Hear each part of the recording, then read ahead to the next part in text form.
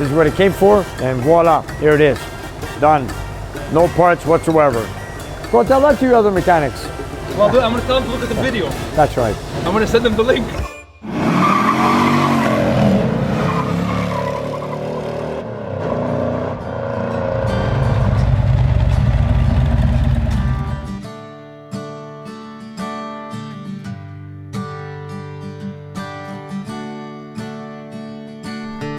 Welcome back to Nick's Garage. There's a lot of good stuff in here today.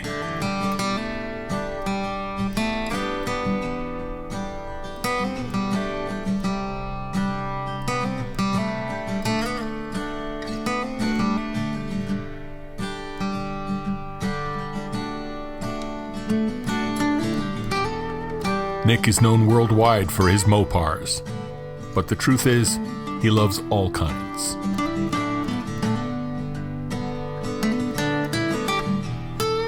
Look what we've got here. An original, genuine 83 Mustang convertible, Fox body. It's only got 23,000 miles. It's all the way from the USA. It belongs to a local Quebecer here. And of course, he's got the 5-liter HO 4-barrel engine. Look at this. It's a little genuine car with all the emissions. Anyways, it's a very clean car with the original paint on it. And of course, the customer keeps it to all the details. And this car used to belong to, apparently, to Elliott Racing. It's a super nice car, unmolested, very clean, all genuine, except for the wheels. It's a pure survivor. Yeah, this is a beautiful Fox body, and it's also convertible, 5-speed. Beautiful car. I take a good look. It's got a white interior inside. Look at this. How much cleaner can it get? Look at that beautiful interior. And you know, it's a nice little car with a 5-liter. It's a beautiful driver. You put the top down and cruise around in the hot days in the summer, Florida, or anywhere southern part of the US, or in the summertime here in Montreal. After all, it is a beautiful Fox body. But even beautifully preserved and cherished cars like this one can develop problems. He had an issue with the car. He told me I wanted to have it fixed before the summer. So I had him brought it in late in January. So I had to take a look into it because he had an issue with the idle. He had an idle that was always rough. And apparently he's gone to 7 different mechanics trying to solve this problem. And they've done so many things, I don't want to go through the whole list. They've done spark plugs, they've done plug wires, the cables, they turned up the RPM on the carburetor, and I don't know what else. They went through so many things, and at the end, after all these visits by so many different mechanics, nobody cured his problem.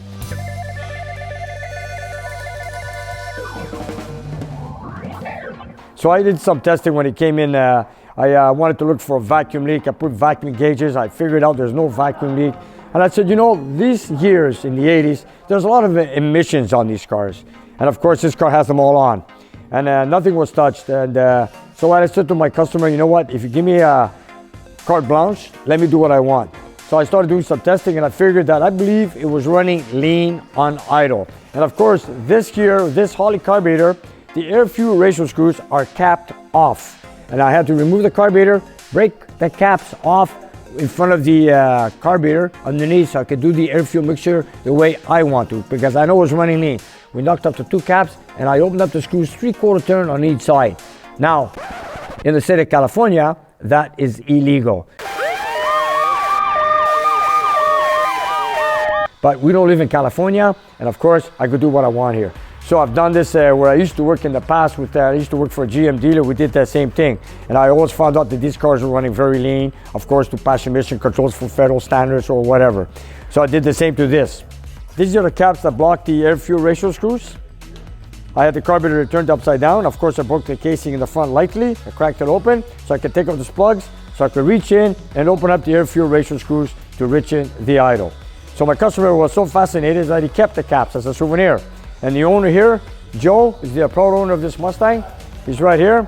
He brought us the car here for the first time to work on. I started working on it. He's such dedicated to this car that he even bought all the original shop manuals that belong to an 83 Mustang. So the bulletins on the car, and of course you love the car, don't you, Joe? It's a car I liked when I was growing up, a teenager. And obviously, like Nick was saying, I brought the car into a few places to have the motor tuned. It was rough idling. And the best solution they could come up with is always increasing the idle. And you know, I don't know that much about mechanics, but I know enough to know that there was something else wrong with the car. Speeding up the engine was a temporary solution, but I wanted something a little bit more concrete, and I wanted the real solution. And after being referred by some colleagues of mine and some friends that I hang out with, I came to see Nick here, and thank God he was able to find the problem after just maybe 15-20 minutes of diagnosing it. He was thinking about it in the beginning because he said he's a MOPAR man. What would he know about Mustangs? But you know, this is just a general basic V8 that runs on fuel. It's a carburetor. It doesn't take a MOPAR guy. It could be a Ford guy, it could be a GM guy, it could be a Mustang guy, it could be anything you want. It's just basically how an engine runs.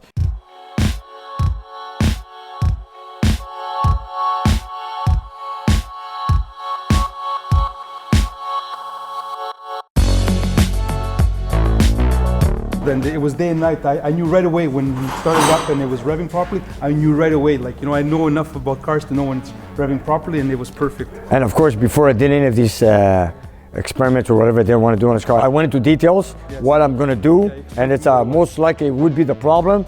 So he told me, go ahead, Nick, do what you have to do and take it from there. And that is exactly what we did.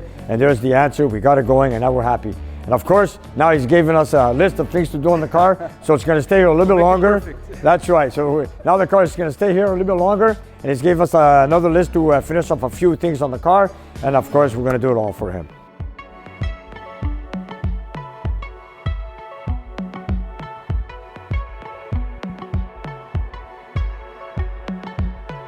Other mechanics, they all assumed there was a problem with vacuum leaks. They checked the vacuum leaks, they checked the hoses, they did wires, they did cables, they did spark plugs, they tried the timing to see if the timing was okay. Then they confirmed to me that they couldn't find any vacuum leaks. And it's ironic because yesterday when I was with the mechanic, mechanic, we were looking at Vasily, and we were looking at the cruise control that I told him wasn't working. We did a search together, and just some basic reference things that we found on YouTube, it led us to know that there was 2 ports on the canister that had to be connected, and we only had one going to it. And then we realized that there was one loose vacuum that was hidden behind the engine, and it was actually melting. We pulled it up, and we figured out where to install it. So now my cruise control is going to be working also. Hopefully, yes. So you know, and you know that's after so many mechanics were looking for vacuum leaks, they never realized that there was a vacuum port that was not connected. That's because maybe they didn't have the passion to go through it. Like you see, Vasily, I've told him like everything runs on vacuum. You know, your controls that you were mentioning, it wasn't working on vent. The cruise control's not working. Knowing Vasily, he went through all those vacuum connections, and he did find one loose in the back, underneath the cruise control, hanging on the exhaust manifold, cut off and melted down. And eventually he fixed it, had it repaired. And the next thing we need to do right now is take it for a cruise to see if the cruise control works. But basically, what he had to get done was fixed. And after all, these guys in like you said, the other mechanics, they didn't find a vacuum leak. Yes, I did put a vacuum gauge on it before we did anything. We had 20 inches of vacuum on idle, which was great. But then again, you got to go further. You know, like you see this, something's wrong. It's a rough idle. It's not a vacuum leak. But somebody was telling me it was the air fuel ratio on idle. And the way I was doing it, I was showing my customer here, Joe, and Vasily. I was over here yesterday. I never usually do this, very, very rare. We have the engine idling rough right here, and had the air cleaner off, completely off. I shot a little bit of a brake cleaner, which activates like fuel, and I was just giving it small shots just to see what happens. And as every time we give it a small shot, we noticed that the RPM smoothed out on idle. And that gave us a sign what to do, and go down to the carburetor, break those caps off, adjust the air fuel ratio, open them up, richen it out, and bingo, we got the idle we needed. So Joe, I want to thank you very much for coming, and I'm proud that the car runs perfect now. And of course, maybe you want to start it and let it run. Let's hear it. You want to put it on camera? What do you say? Let's get it started. I'm sure it's going to work on the choke. So Joe, get it started. Let's see how it goes.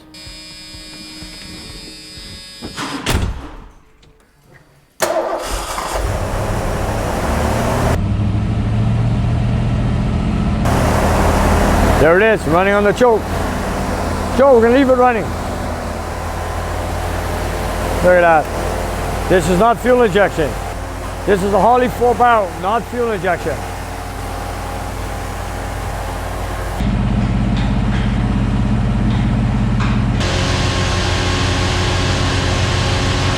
That's nice, a real genuine double snow coil air cleaner. Never ran so smooth. Yeah? Never ran smoother than it is. Even on the choke? Is that right? Is that right, eh? Well, we're gonna let it warm up and then we'll get a shot of gas and see what the RPM drops and see how it idles then.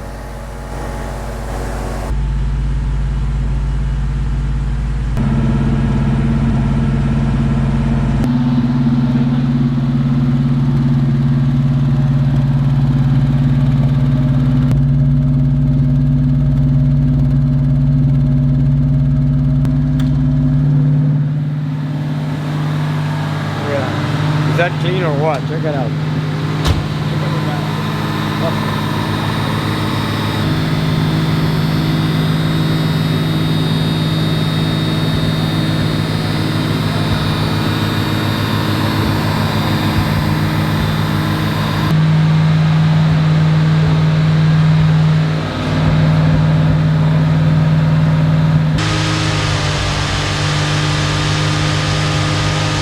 Just in case you guys are wondering, I do have the original rims that go on the car. TRX 14-inch Michelin tires mounted on them. Still have nipples on the tires. I put them on if I'm going to go do a show or something, but they're obsolete tires, so I'm going to keep them in storage and use them only when I want. And for those that are very particular to detail, if you notice the plastic windshield wipers, the metal wipers are in order. I'm getting them soon. Good stuff, man. Details matter, eh, Nick? Oh yeah, he's going into details to keep it all original. Good for you, Joe. It's all stock, all stock. Let's, Joe, give it a shot. Let's see what happens. Okay, Joe's gonna give it a shot of gas to drop the idle.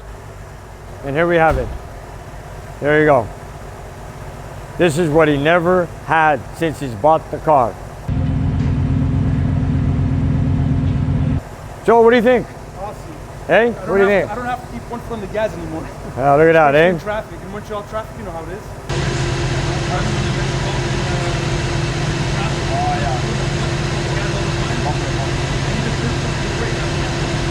Here it is. No parts whatsoever. No vibration, nothing. Look at that.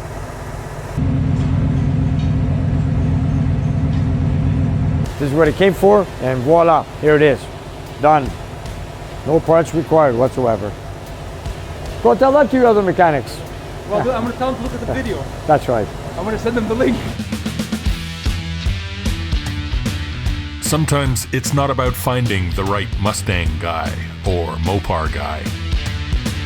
It's about finding an engine guy. And Nick has always been that guy. Took a MOPAR guy to fix a Ford, but then again, it doesn't matter. It's just a carburetor, it's a Harley, it's all the same. GM, Ford, Chrysler, whatever it is you want to call it. You all have the same experience and the passion to fix it, and here we have it.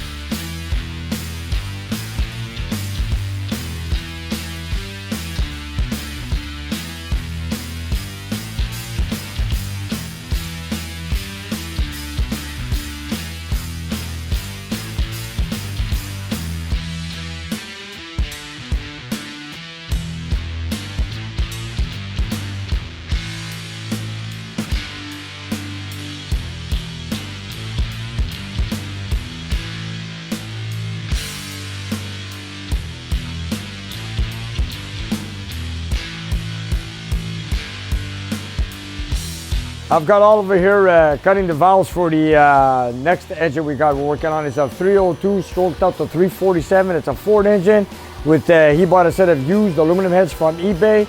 So we're doing a valve job on it. And I've got all over here going through the valves. There's another Ford product. Of course, AFR heads for a Ford small block. For the Fox body, which is right here. Pretty nice motor. If you find it too thin, we're gonna scrap them, eh? You know that, eh? Yeah. After that, cut them all. I'm gonna measure them, take a look at them, and then we'll take it from there. And then I've got my 440 here. I just pulled it out from the corner. I wanted to go into some little details. First of all, as we all know, when I bought this engine, this is the way I bought it, with a broken connector rod. I'm just gonna refresh your memories, you guys, or the new viewers that come on board our channel.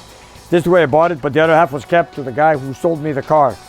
And then I put the motor on the side because I built another 440 for my Kowalski Challenger. But in the meantime, I had one of the gentlemen here, Harry Miller, from Georgia, USA. He's with Harry Miller Sales, and he brought me that he had for many, many years 4 6-pack genuine connector rods. that are reconditioned for TRW for whoever wanted to buy it for a 6-pack Chrysler. Those old rods reconditioned by TRW, which I've never seen, and he's giving me 4 of them. So I want to give a special thanks to Harry Miller, who brought him in, because I'm going to use a couple of them for this engine build that I have here for my car. And of course, here we are. There's the crankshaft. There's a few rods. I've had a few of the pistons removed. Here's the pistons that were in there. This one here is a spun bearing. You can see the rod is black on the bottom half. So this one has to be replaced. Thank God that Harry got me a few rods. As you can see, this one is black. If you look right here at the Canadian Rod Journal, look at this. There's a step. There's a step. So that engine was running with a spun bearing. Here we got a black Canadian rod right here. You know this is a spun bearing. So this rod we're not going to use.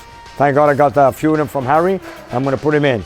And of course I'm going to resize the Canadian rods, balance it, cut down the crank, 10 or 20 undersize with new bearings. I'm going to have to check my rockers. Here, when you look at rockers, come and see this. These are used rockers for my engine.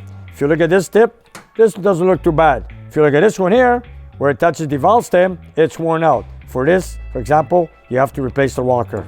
So here you are. This is stock factory rocker, stamped steel from Chrysler. You have to go through all this when you build an engine. You have to look at everything.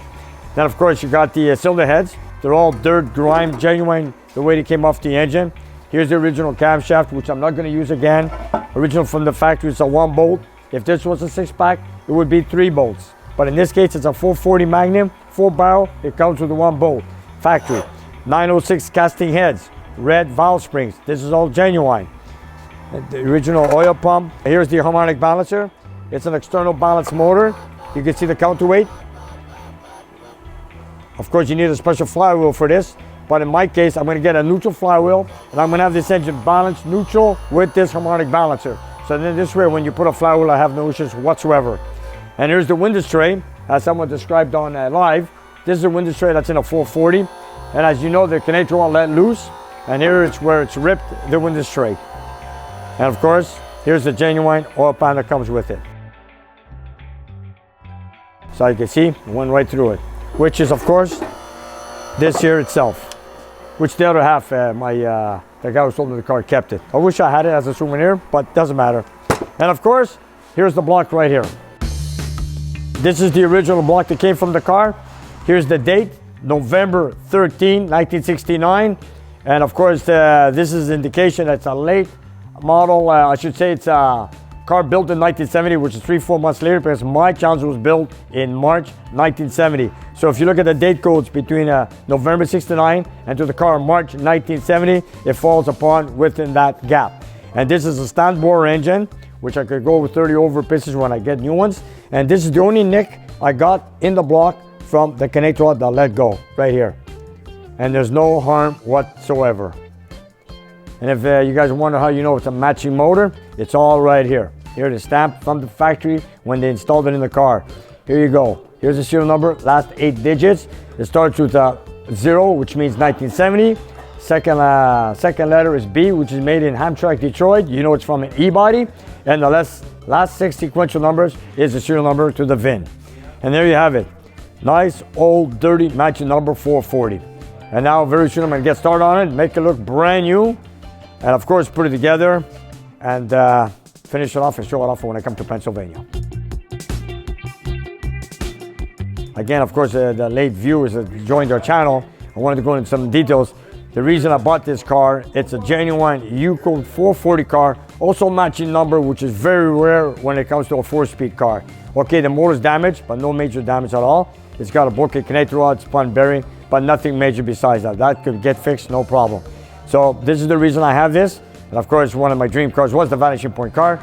And I'm very glad that this car came with the original engine, which I have right here, which is gonna be my next build up for this winter. I built another 440 that I have in the car for now, so I can beat it or put it to the pace and drive it the way I want. And of course, I'll let some of my friends and customers drive the car, enjoy it, and see what it does as a 440 build.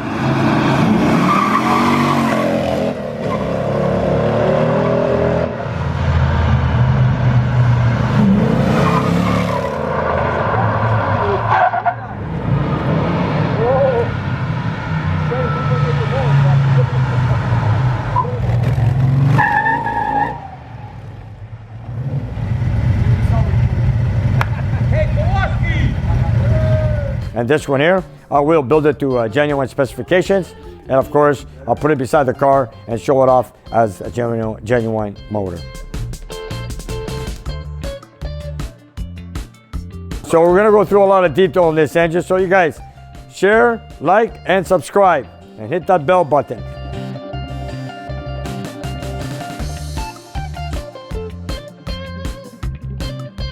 And you guys, if you look down below the video, we have a whole bunch of merchandise that you guys can buy. So whatever you like, buy it, love it, wear it, and enjoy it. And help spread the word of Nick's Garage. And if you have some time, check out our Patreon page. We have extra content and you guys can watch it and take it from there. And we'll see you next time.